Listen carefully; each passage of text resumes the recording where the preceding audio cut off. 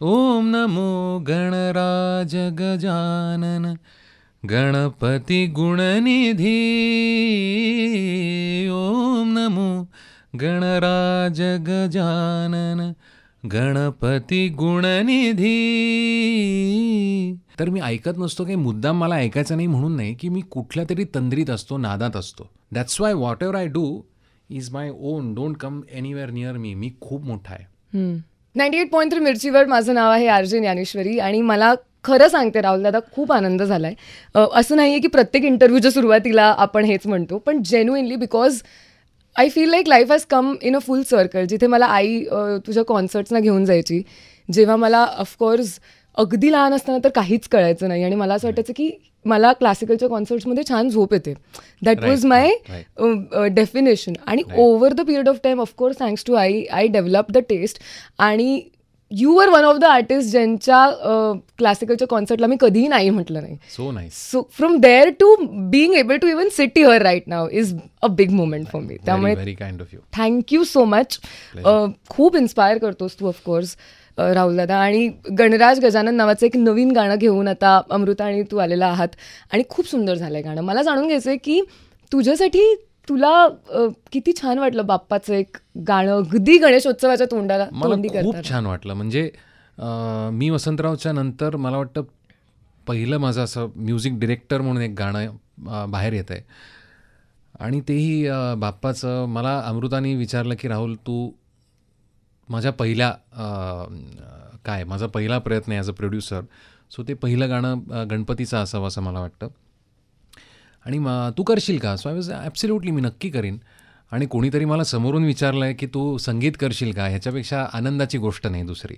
त्यामुळे मी तिला म्हटलं की आपण समीरकडनं लिहून घेऊयात. तर समीरनी ते गाणं लिहिलं आणि ते लिहिल्या माझी एक आता प्रोसेस बनली की गाणं आल्या मी एक 2-3 ज्या मला सुचत आहेत त्या चाली मी तिला करून पाठवल्या आणि तिला त्याच्यातली एक आवडली. पण नंतर ती मला जेव्हा भेटली तेव्हा त्यांनी मला सांगितलं की राहुल, मला असं एक्सपेक्टेड आहे. सो मग मी परत अजून एक चाल केली जी तिला खूप जास्ती आवडली, जे आता आपण ऐकतोय गाणं ते. आणि तेव्हाच माझ्या डोक्यामध्ये होतं की तिला ते कथ्थकच्या अनुषंगाने डान्सिकल करायचं आहे, पण क्लासिकल ओरिएंटेड. सो मग त्याच्यामध्ये ते गणपतीचं कविता असेल किंवा अजून बोल असतील, असे इंटिग्रेट झाले आणि ते गाणं बनलं. आणि आय एम व्हेरी ग्लॅड की ते आज चांगल्या पद्धतीने वाजतंय आणि सगळ्यांना ते आवडतंय. ॲब्सोल्युटली. पण राहुल दादा, तुझ्या गणपती म्हटल्यानंतर काय आठवणी आहेत? तुझ्या घरी गणपती बसतो का? आणि लहानपणी? माझ्या घरी अगदी म्हणजे अनंत चतुर्दशीपर्यंत गणपती बसतो, लहानपणापासून. म्हणजे आमच्या आजोबांच्या आधीपासून. आणि गणपती आमच्याकडे उभ्याच्या गौरी पण असतात.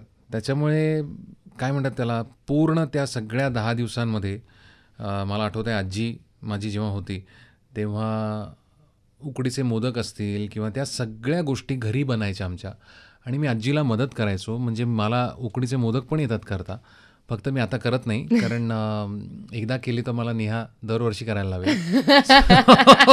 सो मी नाही करत. त्यामुळे हे स्किल दाखवलेलंच नाही. मी नाही दाखवलं. पण मला खूप गणपतीचे दिवस म्हणजे ज्याला मंतरलेले म्हणतो, मी पुण्याचा, म्हणजे माझं सगळं लहानपण आणि तिकडेच वाढलो मी. त्यामुळे पुण्याचं एक स्पेशल नातं आहे गणपतीचं आणि त्या दिवसांचं. मग सगळे देखावे बघायला जाणं. माझी आजी मला आणि माझ्या बहिणीला रिक्षातनं मी दरवर्षी जायचो, मिरवणुकीला जायचो. सो जसं सगळ्यांचं लहानपण जातं, ज्यांच्या घरी गणपतीचं आहे तसंच माझं गेलं आहे. पण राहुल दादा, मला सांग की जसं माझ्या शेजारी एक आजी राहायची आणि माझ्यासाठी गणपती म्हटल्यानंतर एक गाणं येतं, अशी चिकमोत्याची माळ. त्याची इतकी आठवण आहे की आत्ता सुद्धा आदल्या दिवशी जस्ट एकदा तरी ऐकावं अशी एक खूप जास्त इच्छा होते. तुझ्यासाठी गणपती म्हटल्यानंतर असं कोणतंही गाणं जी तुझी काइंड ऑफ कोर मेमरी आहे की हे गाणं? प्रथम तुला वंदितो. कारण मी घरी नाही फक्त ऐकलं ते, पण जेव्हा जेव्हा जायचो मी कोणत्याही मंडळामध्ये तेव्हा बऱ्याच ठिकाणी मला ते गाणं पहिलं ऐकायला मिळायचं. किंवा गणराज रंगी नाचतो, ही सगळी गाणी इतकी ऐकलेली आहेत. So directly you get transported to that time. So प्रथम तुला वंदितो असं गाणं आहे जे मला तिथे घेऊन जातं. राईट. पण आपण आज भेटलोय गणराज गजाननसाठी आणि मला खूप मोह होतोय की तुला विनंती करावी की 2 ओळी या गाण्याच्या प्लीज. ओम नमो गणराज गजानन गणपती गुणनिधी ओम नमो गणराज गजानन गणपती गुणनिधी तव चरणाशी मी नतमस्तक तव चरणाशी मी नतमस्तक हे मंगलमूर्ती हे मंगलमूर्ती.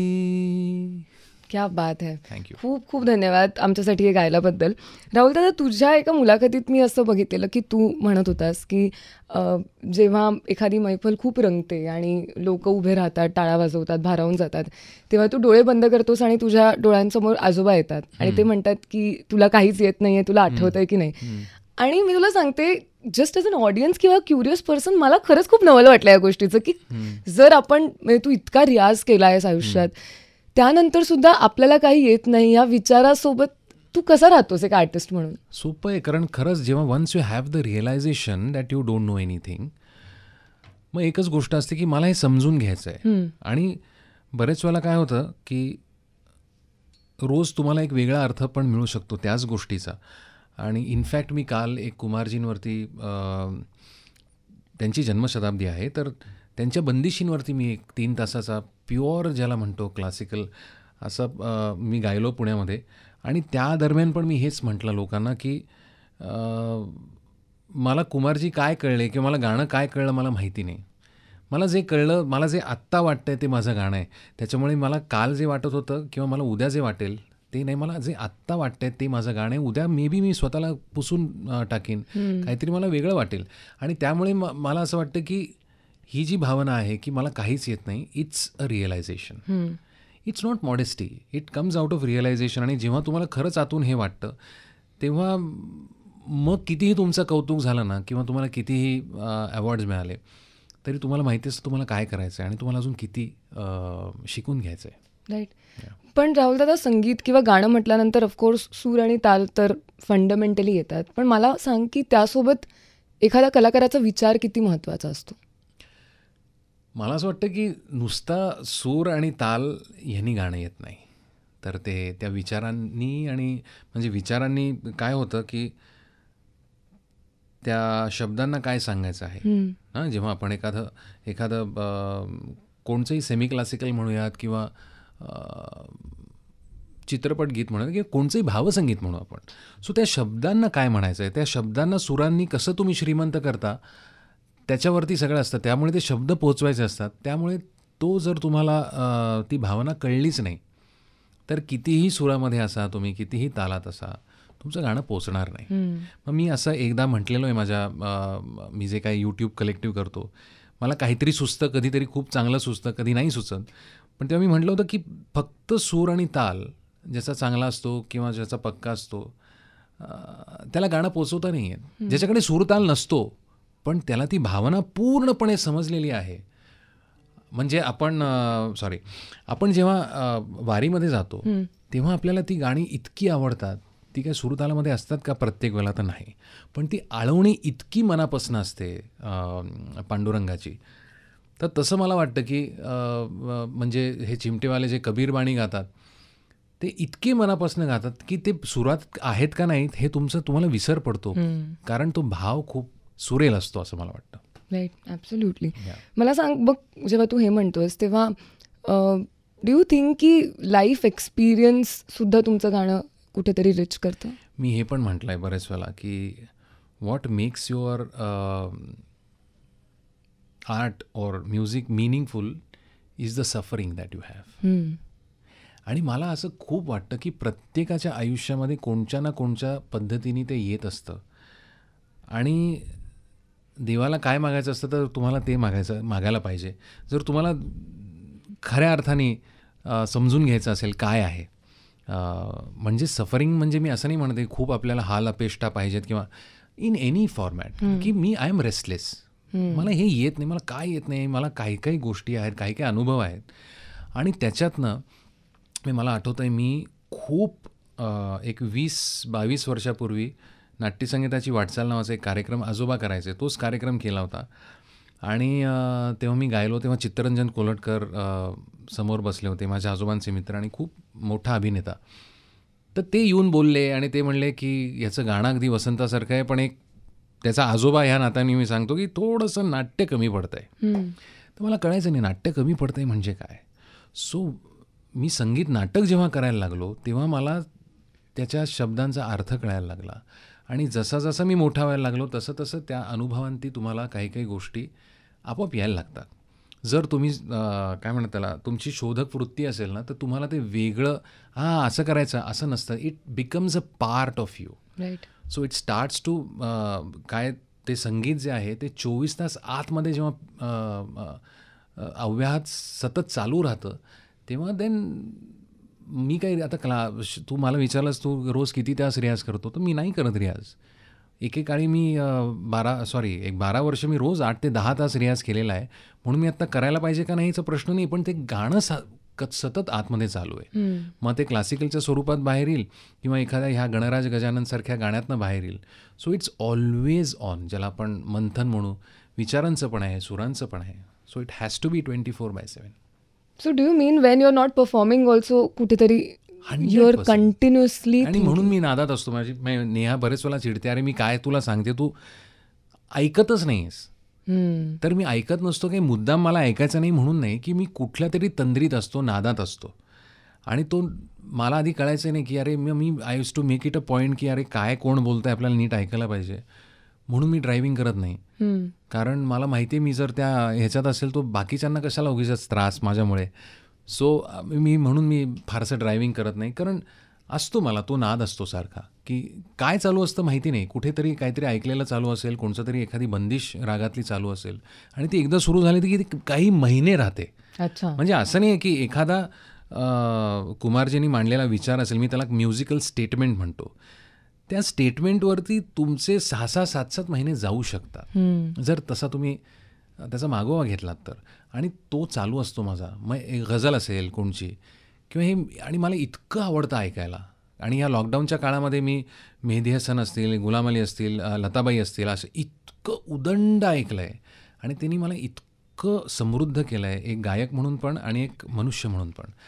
त्यामुळे मला असं वाटतं की ते कायम आतमध्ये चालू. आय एम व्हेरी फॉर्च्युनेट की माझ्या आतमध्ये ते चालू आहे. ॲब्सोल्युटली.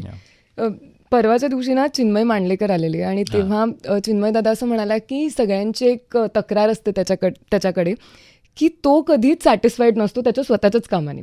आणि तो असं म्हणाला की माझं असं होतं की मी जेव्हा स्वतःला स्क्रीनवर बघतो माझं मेंटली ॲनालिसिसच सुरू होतं की अरे हे इकडचं राहून गेलं, अरे असा का उभा आहे मी, अरे मी असं करायला पाहिजे.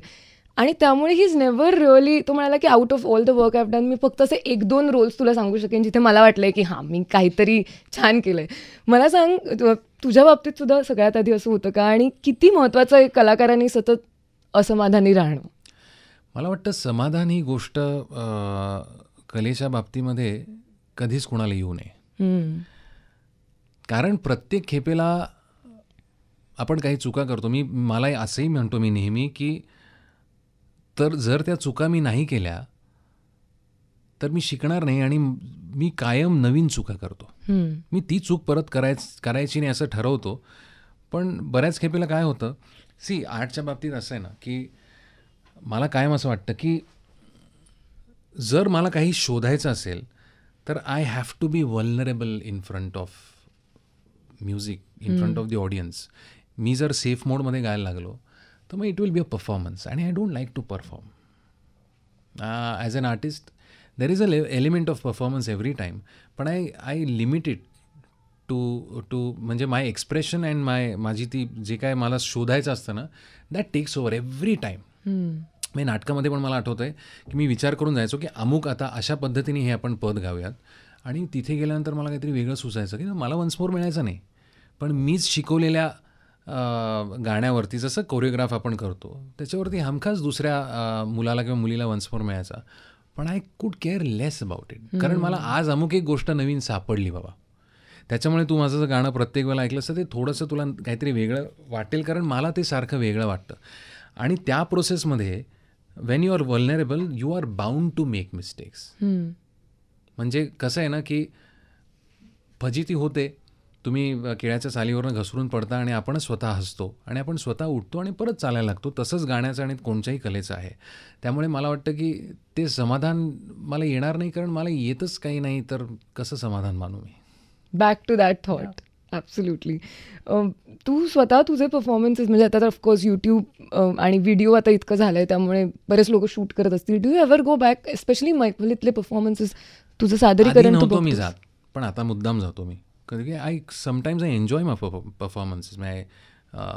हे कसं तरी वाटेल ऐकायला, पण मी माझे कलेक्टिव्हचे काय होतं की बऱ्याच वेळेला जेव्हा मला झोप येत नाही, तेव्हा मी माझीच गाणी ऐकतो कलेक्टिव्हची आणि मला त्या आवाजाने झोप लागते. Okay. So this is a new level. म्हणजे काय नवीन काहीतरी मला सापडलं की बाकी कोणाचं, म्हणजे आजोबांचं गाणं किंवा कुमारजींचं ऐकलं तर माझं ब्रेन ओव्हरड्राईव्हवर जातो, किंवा अजून कोणाचं ऐकलं असेल तर. पण मी माझं गाणं ऐकल्यानंतर मी शांत झोपू शकतो. आणि हे मला इतकी लोकं सांगतात की तुमची गाणी आम्ही कलेक्टिव्हची प्लेलिस्टवरती असतात, की आम्ही पूर्ण ते 1-2 तास आम्ही ऐकत असतो. आणि there is some quality I don't know which is been build up over the years. जे माझा बोलण्याचाही आवाज थोडासा म्युझिकल वाटतो लोकांना, आणि तो मला कलेक्टिव्हचा. पण क्लासिकलचं विचारलं तर मी फक्त आणि फक्त ह्याच दृष्टीने ऐकतो की अरे हे नको होतं करायला. जसं चिन्मयनी तुला सांगितलं की अरे मी हे का केलं, की मी अजून थोडासा रिस्ट्रेंड परफॉर्मन्स द्यायला हवा होता की काय. सो आय एम काय म्हणतात त्याला, struggling in that. Absolutely. Yes, कलेक्टिव्हबद्दल I would also say the same thing, की असं वाटतं की सोबत आहे त्या आवाजाची. जर लावलं आहे आणि सपोज तुम्ही काही नाही करतात किंवा तुम्ही अगदी पडलायत नुसते, तरीसुद्धा असं वाटतं की सोबत. आणि तो सोबतीचा एक्सपिरियन्स बऱ्याच वेळेला अनेक इतर गाण्यांमधून नाही आहेत. म्हणजे I would personally say for me, I always feel like there is some company and it's going to go on and on. म्हणजे that is one thing that I always feel जेव्हा मी राहुल दादा तुझं गाणं ऐकते, स्पेशली यूट्यूबचे तुझे कलेक्टिव्हचे जे काही एपिसोड्स आहेत, की तो एपिसोड जरी बिकॉज तू गातोस आणि तू मध्ये बोलतोस आणि it is so seamless all the time. It's not decided की या पॉइंटला आता मी, की तो एक एपिसोड संपून पुढचा कधी चालू झाला, it never feels like it ended. It feels like a continuation all the time. तुला माहिती आहे, मला बऱ्याच वेळा असं वाटतं की मी रेडिओ ऐकतोय की मी किती वेळा मुंबईहून पुण्याला गेलोय आणि ऍब्सोल्युटली तसंच आहे की मी. आणि मध्ये काय करायचो की कुणी केलेलं आहे गाणं काय हे ऐकताना तर मला असं वाटायचं मी कोणतं तरी रेडिओ चॅनल क्रेडिट्स देतात. ॲब्सोल्युटली. मला इतकी लोकं आहेत राहुल दादाजी who look up to you by all means, as a person, as an artist. Of course जे म्युझिक करतायत त्यांच्यासाठी तर अर्थातच.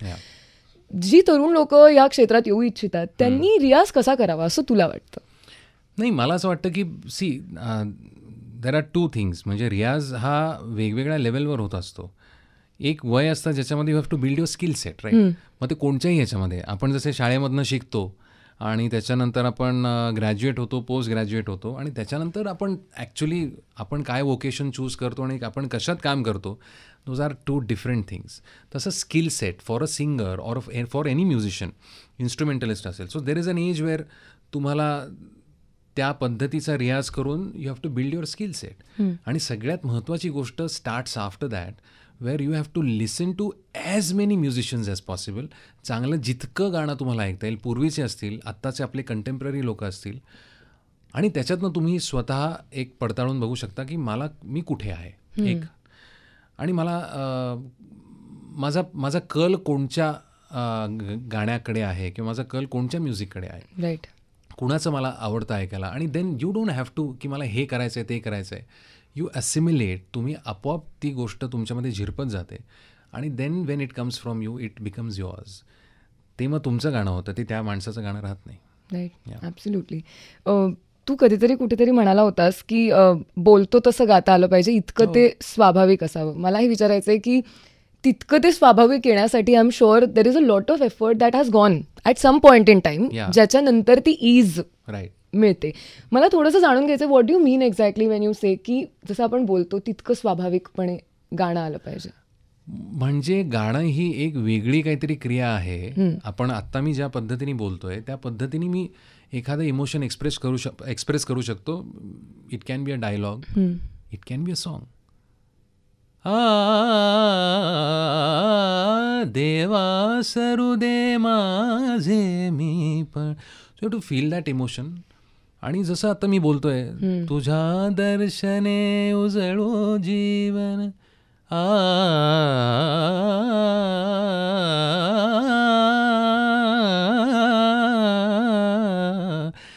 It's as easy as that. ह्याच्याकरता जर इफ आय म्हणजे काय होतं एस्पेशली आमच्या क्लासिकल फ्रेटर्निटीमध्ये, की हे मी जे काय आहे, तुमचे जे कष्ट आहेत, यू हॅव टू मला असं खूप वेळा वाटतं की इज दॅट अ शो, की बघा मी किती कष्ट केलेत. I am not commenting on any one, I am just मला आत्ता हे असं वाटतं आहे की मी इतकी वर्ष रियाज केलेला आहे, मी अतिशय कष्टाने हे सगळं मिळवलेलं आहे. So do I have to show it to the public or do I have to show it to everyone, की that's why whatever I do is my own, don't come anywhere near me. मी खूप मोठा आहे असं असू शकतं की असं. I don't know if it's true or not, पण त्याची गरज आहे का? तर मला असं वाटतं की काही गरज नाही आहे. तुमचं गाणं हे it should be a reflection of what you are and it should not. मला त्यामुळे काय वाटतं ना की it's very easy to be honest and very difficult once you lie. Then you have to remember. तुम्हाला विचार करायला लागतो तुम्ही कुणाकडे काय खोटं बोललो आहे. मग ते करण्याकरता तुमची एनर्जी इतकी वाया जाते. त्यामुळे सगळ्यात सोपी गोष्ट काय? खरं बोलणं, खरं गाणं. जर एखादी गोष्ट माझ्या आवाक्याच्या पलीकडची असेल तर मी कशाला उगीच अभिनिवेश करून की नाही मला आत्ता ते जमत नाही, मी नाही हे माझ्या. फॉर एक्झाम्पल आदर्शी गाणी मी नाही गाऊ शकत. आदर्शी गाणी ही आदर्श करता बरोबर आहेत किंवा त्या धाटणीचा जो आवाज आहे त्याच्याकरता ती चांगली आहेत, कारण तसा त्याचा आवाज आहे, तसं त्याचं एक्सप्रेशन आहे. आणि हे मला असं कायम वाटतं की आपली पट्टी जी आहे, मी मगाशी म्हणलं ना जसं बोलतो तसं का, की माझं एक्सप्रेशन हे माझ्या पट्टीमध्ये आणि it is as true as anyone else, right. So मला हे कायम वाटतं what were you talking about, बोलतो तसा का. Yeah so it has to be like that. It has to be very natural. पण राहुल दादा, जेव्हा तू म्हणतोयस की you are very in the moment, जेव्हा तू परफॉर्म किंवा काही सादर करतोयस किंवा तुझं एक्सप्लोअर करतोयस, विच मीन्स की यू आर सेइंग की आज तुला एखाद्या गोष्टीबद्दल किंवा आज तुझी जी थॉट प्रोसेस आहे, मे बी उद्या ती चेंज होईल, मे बी काल ती अजून काहीतरी वेगळी असेल. In that case there is some sort of unpredictability about you, right? Absolutely. Is it difficult for people around you to grasp that unpredictability? Yes. Does it happen? Yes, it does. People are intimidated by me. मी कधी असं कोणाला उगीच उरपाट्यासारखं काहीतरी वेडावाकडं बोलत नाही. पण lately I respect my on thinking space, which I never did. की मला आता मला जर एखादी मैफिल असेल शास्त्रीय संगीताची, तर मी त्याच्यामध्ये जर असेन तर then I don't like to be disturbed. मग मी फोन बंद करून ठेवीन किंवा नंतर करीन फोन किंवा, कारण मला ते एक्सप्लोर करायचं आहे. आणि आता I need that space because there is a lot which is going on inside. आणि ते फक्त मलाच कळू शकतं. आणि असं होतं ना की तू जर काहीतरी लिहित असलीस, तुझं काहीतरी, if you are writing an exam आणि कोणीतरी अरे मला सांग ना, मला you will snap, right? You will, right? If आत्ता आपण इंटरव्ह्यू करतोय, कोणतरी सारखं तिथून जर टॅक टॅक टॅक टॅक करत असेल तर you will get irritated, right? It's a natural emotion. So त्याच्यामुळे am I unpredictable? I don't think I am unpredictable, but I have become I have started to value the thinking process more of your own. Yes. Which is wow. I mean, मी आजच सकाळी कोणाचं तरी post वाचलं जिथे it was about art, की you know start taking your art as seriously as you take all the other things in your life, किंवा start giving your art undivided attention. आणि आय वॉज लाईक हो, म्हणजे कितीतरी वेळा असं होतं की आपण काहीतरी, म्हणजे आपण आपल्याला जी गोष्ट सगळ्यात जास्त आवडते त्या रिलेटेड काहीतरी करतोय, पण कोणाचा तरी मेसेज पण आला आणि कोणाशी तरी बोललो पण, आणि मग अजून पण काहीतरी विचार केला. आणि we will not do if we are talking to our loved one, right? आपण जेव्हा आपल्या आवडत्या व्यक्तीशी बोलतो तेव्हा आपण त्या आवडत्या व्यक्तीशीच बोलतो. Then why do we kind of go all over the place when it comes to art? आणि it really rang bell in my head. आणि मला असं वाटतं it has come in full circle आत्ता, कारण राहुल दादा तूही तेच म्हणालास. शेवटचे 2 प्रश्न. एक तर मला पर्सनली तुझ्या आवाजात गझल ऐकायला खूप आवडतं, प्रचंड. म्हणजे हिंदी तर ऑफकोर्स, पण मराठी गझल सुद्धा. आणि मला कसा तसा एक अल्बम असा मिळाला मी स्पॉटिफायवरती गायलो तो आणि तो अल्बम खूप जुना आहे तो. आणि खूप जुना अल्बम आहे तो. आणि मला विचारायचं आहे की जसं तुझे शास्त्रीय गायनाचे कार्यक्रम होत आहेत आणि यूट्यूबवरती आम्हाला इतर गाणी ऐकायला मिळतात, गझलचा डेडिकेटेड कार्यक्रम believe me, Are you thinking of? Of course I am thinking. आणि मी तुला सांगतो, ह्या लॉकडाऊनच्या काळामध्ये माझे एक मित्र आहेत north Indian. He use to send me a ghazal every day every day. And I use to compose that and send it back to him every day.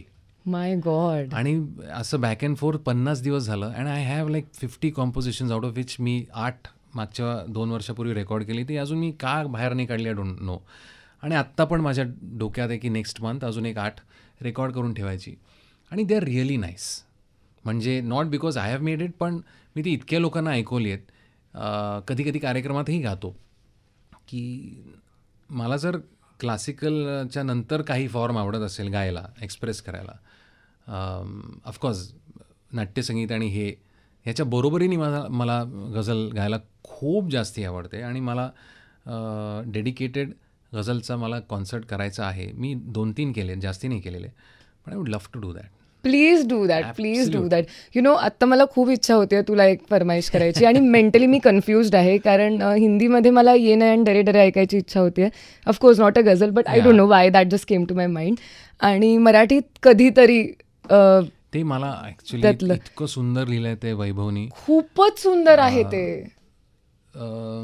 कधीतरी तुलाच खेळ हा नडेल तुझा, कधीतरी तुलाच खेळ हा नडेल तुझा, नकार देत देत नकार देत देत जीव ही जडेल तुझा, कधीतरी.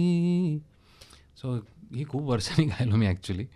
मला खूप आवडते ही गझल. इट्स ऑन माय प्लेलिस्ट आणि मी जितक्या लोकांना सेंड करता येईल तितक्या लोकांना सेंड करत असते Wien ever they talk about you. आम लाईक एक सेकंड, पण हे ऐकलंय का तुम्ही?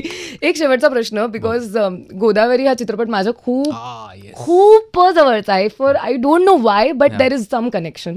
आणि ऑफकोर्स त्यावेळेला तुला भेटू नव्हते शकले, पण खळखळ गोदाबद्दल मला जाणून घ्यायचंय. आणि 2 ओळी त्या गाण्याच्या प्लीज. खळखळ गोदा हे मला जितूनी फोन केला की राहुल असं असं गाणं आहे. अर्थात मी जसं अमृताने मला विचारलं, मैत्रीण आहे चांगली आणि जितू खूप चांगला मित्र आहे, तर मी म्हणलं येतो, मी गातो. आणि ए व्ही प्रफुल्लचंद्रनी ते संगीतबद्ध केलं आहे. तर इथे मुंबईमध्ये एक रेकॉर्डिंग झालं आणि मी खूप अस्वस्थ होतो ते सगळ्या प्रोसेसवरती, की मला ना असे खूप लोक गर्दी केलेली, आणि जसं म्हणलं तसं this is something which is new to me, अशा पद्धतीचं कॉम्पोजिशन. तर मला जसं जमेल तसं मी गायलो. ए व्ही रेकॉर्डिंग रूममध्येच येऊन बसला होता आणि 3 तास मी ते डब केलं.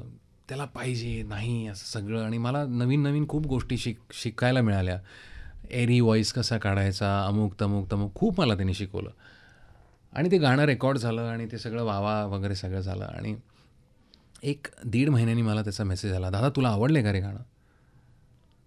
मी म्हणलं खरं सांगू का? म्हणलं नाही आवडलं मला. म्हणलं I can definitely do a better job. तो पुण्यात आला आणि परत 3-3.5 तास आम्ही त्याच्यावरती घालवले. आणि परत जेव्हा रेकॉर्ड केलं तेव्हा तो म्हणला, दादा मला हेच पाहिजे होतं. ते आधीचं जे होतं ते ठीक आहे, म्हणजे झालं आहे. सो ते गाणं इतकं स्पेशल आहे माझ्याकरता, कारण इतकं शिकायला एकतर मिळालं. आणि ए व्हीचं जे काही एक प्रोसेस आहे म्युझिक डिरेक्शनची आणि ते काढून घेण्याची, ती इतकी युनिक आहे की मला इतका आनंद आणि इतकं समाधान मिळालं ते गाणं गायल्यानंतर. त्याचं पण मला शब्द, तुझ्या प्रवाहाचं मीही झालो पाणी, तूच दिला नाद तुझीच झालो गाणी, स्पर्श तुझा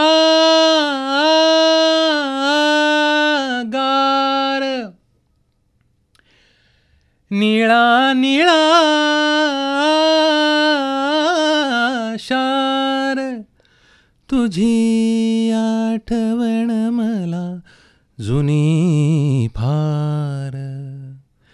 खळ खळ खळ खळ गोदा निघालीस तू पुढल्या या गावा. पहिलं तिरी नंतरही तुझा नाद यावा. खळ खळ खळ खळ गोदा निघालीस तू पुढल्या या गावा. पहिलं तिरी नंतरही तुझा नाद यावा. क्या बात है. थँक्यू. तृप्त झाले माझे कान लाईव्ह हे very much. ऐकून. आणि खूप खूप थँक्यू तुला की तू वेळात वेळ काढून आलास. आणि मला this is kind of a milestone in my professional journey I can say. नाही नाही त्यामुळे मला खूप छान वाटलं. ॲब्सल्यूट प्लेजर आणि one of my better interviews असं thank you so much Rahul. Thanks a lot. Thank you.